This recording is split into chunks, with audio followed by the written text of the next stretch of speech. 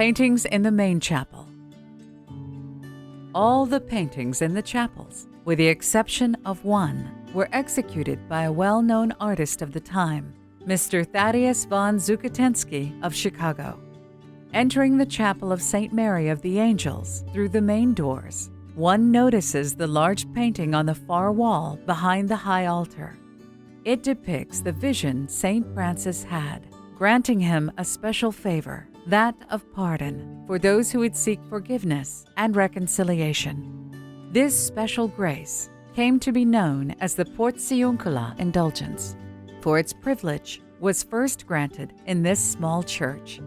The Church of the Portiuncula, or Little Portion, is a place of special significance to all Franciscans and is preserved in Assisi to this day. Besides Jesus, Mary, his mother, and St. Francis, the painting depicts angels hovering about, as well as many early monks who, with Francis, formed the first order of Franciscans. The second order of Franciscans, that founded by St. Francis with the cooperation of Lady Clare, also of Assisi, is represented on the north wall of the sanctuary.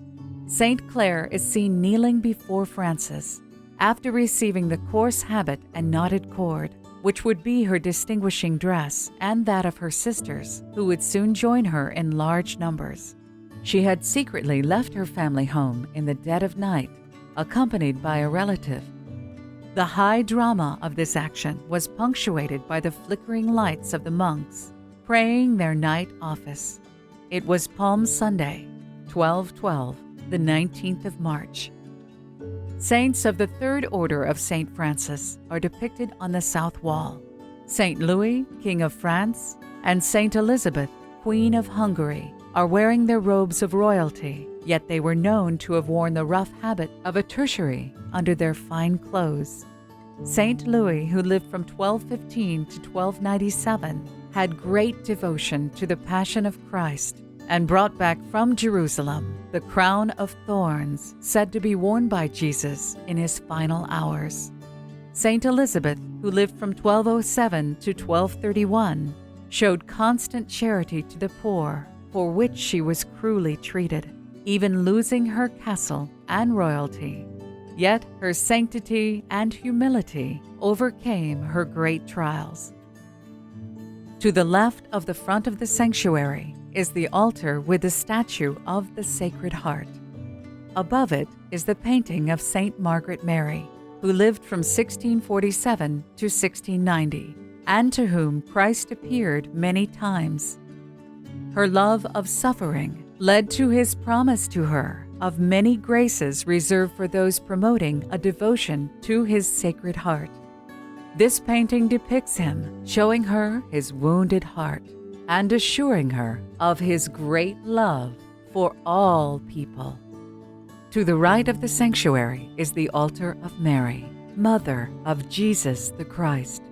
The painting above it is an artist's rendition of the visit of the Archangel Gabriel to Mary, announcing to her that she was being called to become Mother of the Messiah, the Word of God made human.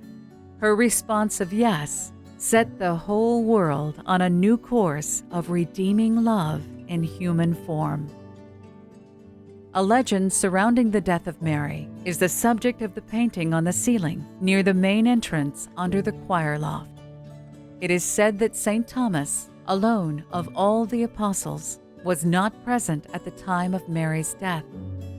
He asked that her grave be opened so that he could see her one more time. The grave was discovered to be empty, except for fresh roses and lilies. The apostles believed Mary's body had been taken to heaven, but the legend has Thomas still doubting this miracle. In his sorrow and uncertainty, he lingered near the empty tomb. Mary then appeared to him. She is seated on clouds and surrounded by angels. She gives him the sash from her gown, so that he could then believe. Her benign countenance assures him of her steadfast love for him. This painting was rendered by Mr. Hillig, the decorator of the chapel. without charge in gratitude for the sister's hospitality to his family.